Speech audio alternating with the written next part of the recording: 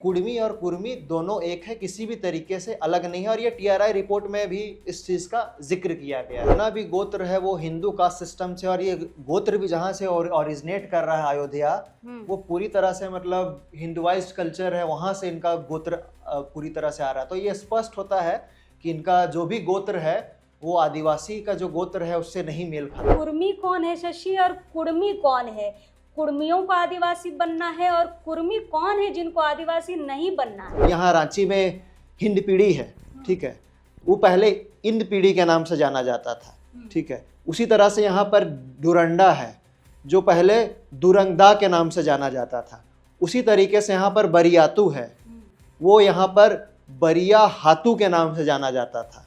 तो कहने का मतलब ये है कि इंद पीढ़ी और हिंद पीढ़ी दोनों एक ही है। मैं अगर हिंद पीढ़ी बोल रहा हूँ तो वो भी इंद पीढ़ी ही को मैं बोल रहा हूँ। इंद पीढ़ी और हिंद पीढ़ी तो अलग नहीं है। मैं अगर दुरंडा बोल रहा हूँ तो वो दुरंगदा ही है, अलग नहीं है। मैं अगर बरियातू बोल रहा हूँ तो बरी हातू ही है। बस क्या है कि समय समय के साथ क्या है कि एक लंबा समय से इस नाम का प्रैक्टिस में आ रहा है, तो लोग इसको उसी नाम से जानते हैं, इजी वे। झारखंड में खासकर छोटा नागपुर एरिया में आप देखेंगे रा से ज्यादा रड़ा का उच्चारण होता है, जिसके वजह से ये लोग अपने आप को बोलते हैं कि हम लोग कुर्मी हैं और हम कुर्मी से अलग है। कुनबी जो महाराष्ट्र के हैं और कुर्मी और कुर्मी तीनों एक है, बस जगह जगह पर इनको अलग नाम से जाना जाता है। तो टीआरआई में एक पूरा गोत्र का लिस्ट दिया हुआ है, उसमें ये क्लियरली लिखा हुआ है कि ये जो गोत्र है इसका ऋषि मुनि से जुड़ा हुआ है गोत्र, ऋषि मुनि से। ये और हम लोग का जो गोत्र है आदिवासी का वो प्रकृति और पशु पक्षी से जुड़ा हुआ है। कुर्मी आदिवासी बनेगा कि नहीं बनेगा ये तो बात की बात है, लेकिन सवाल सबसे बड़ा ये आता है कि कुर्मी कौन है शशि और कुर्मी कौन है? कुर्मियों को आदिवासी बनना है और कुर्मी कौन है जिनको आदिवासी नहीं बनना है?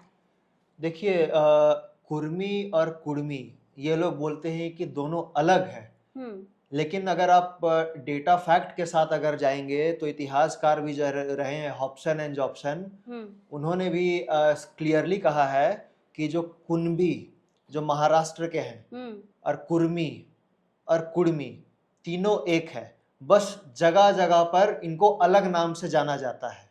कुर्मी, कुर्मी, कुनबी ये तीनों एक है, बस जगह जगह पर अलग अलग नाम से जाना जाता है। अगर आप महाराष्ट्र तरफ चले जाएंगे तो ये कुनबी के नाम से जाना जाता है, बिहार चले जाइएगा तो आप ये कुर्मी के नाम से जाना जाता है, और छोटा नागपुर की ओर में आप चले आइएगा तो यहाँ कुर्मी के नाम से जाना जाता है। तो बस यहाँ पर फर्क ये है कि रा और डा का उच्चारण है, क्योंकि झारखंड में खासकर छोटा नागपुर एरिया में आप देखेंगे रा से ज्यादा रड़ा का उच्चारण होता है, जिसके वजह से ये लोग अपने आप को बोलते हैं कि हम लोग कुर्मी हैं और हम कुर्मी से अलग है, बल्कि ये एकदम तीनों सब कोई एक है। मैं एक उदाहरण के रूप में मैं देना चाहता हूं आपको, जैसे कि आप यहाँ रांची में हिंद पीढ़ी है, ठीक है, वो पहले इंद पीढ़ी के नाम से जाना जाता था, ठीक है। उसी तरह से यहाँ पर डुरंडा है जो पहले दुरंगदा के नाम से जाना जाता था। उसी तरीके से यहाँ पर बरियातू है, वो यहाँ पर बरिया हातू के नाम से जाना जाता था। तो कहने का मतलब ये है कि इंद पीढ़ी और हिंद पीढ़ी दोनों एक ही है। मैं अगर हिंद पीढ़ी बोल रहा हूँ तो वो भी इंद पीढ़ी ही को मैं बोल रहा हूँ। इंद पीढ़ी और हिंद पीढ़ी तो अलग नहीं है। मैं अगर दुरंडा बोल रहा हूँ तो वो दुरंगदा ही है, अलग नहीं है। मैं अगर बरियातू बोल रहा हूँ तो बरी हातू ही है। बस क्या है कि समय समय के साथ क्या है कि एक लंबा समय से इस नाम का प्रैक्टिस में आ रहा है, तो लोग इसको उसी नाम से जानते हैं, इजी वे में। और दूसरा मैं आपको बताना चाहता हूँ मुंबई और बॉम्बे, मैं एक दूसरा एग्जाम्पल देना चाहता हूँ। मुंबई हम लोग बोलते हैं, लेकिन जब अंग्रेज आए थे तो इसको बॉम्बे बोलते थे। सेम चीज अब कोलकाता और कलकत्ता, तो जब अंग्रेज आए थे यहाँ पर तो कोलकाता को कलकत्ता बोलते थे। तो कहने का मतलब ये है कि नाम अलग है लेकिन मूलतः चीज जो है वही है, ठीक है, वो अलग नहीं हो जा रहा है। तो इसी तरह से एक कहने का मतलब है कि कुर्मी और कुर्मी दोनों एक है, किसी भी तरीके से अलग नहीं है। और ये टीआरआई रिपोर्ट में भी इस चीज का जिक्र किया गया है। मैं उनके पक्ष की बातें आपके सामने रखना चाहूंगी।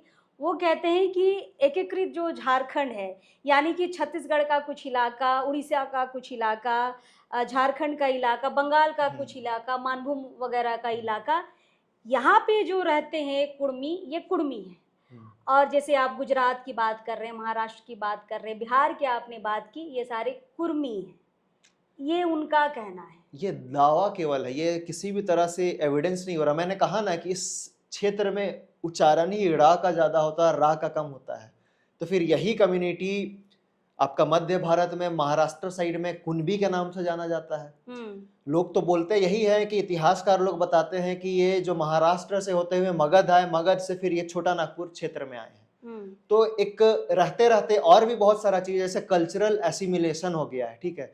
बहुत सारा लोग बोलते हैं कि एक सिमिलैरिटीज दिखाते हैं कि सोहराई हम लोग भी मनाते हैं, वो लोग भी मनाते हैं, बहुत सारा कुछ पर्व त्योहार को लेकर। गोत्र की भी बात होती है। गोत्र की बात आती, गोत्र जो जिस गोत्र के बारे में बोल रहे हैं आप, टीआरआई में एक पूरा गोत्र का लिस्ट दिया हुआ है, उसमें ये क्लियरली लिखा हुआ है कि ये जो गोत्र है इसका ऋषि मुनि से जुड़ा हुआ है गोत्र, ऋषि मुनि से ये। और हम लोग का जो गोत्र है आदिवासी का, वो प्रकृति और पशु पक्षी से जुड़ा हुआ है। तो दोनों में डिफरेंसेस बहुत ज्यादा हैं। नहीं, पर अब तो ये भी पर्यावरण से ही चीजें दिखा रहे हैं, जल जंगल जमीन से ही दिखा रहे हैं। देखिए, जल जंगल जमीन से आप गोत्र वाला अगर देखेंगे उसमें, तो हर चीज को ये लोग क्या है कि जल जंगल जमीन से ही उठा रहे हैं। लेकिन जो लोग, ये जिक्र है, टीआरआई का ही जो मैं जिक्र की बात कर रहा हूँ, ठीक है।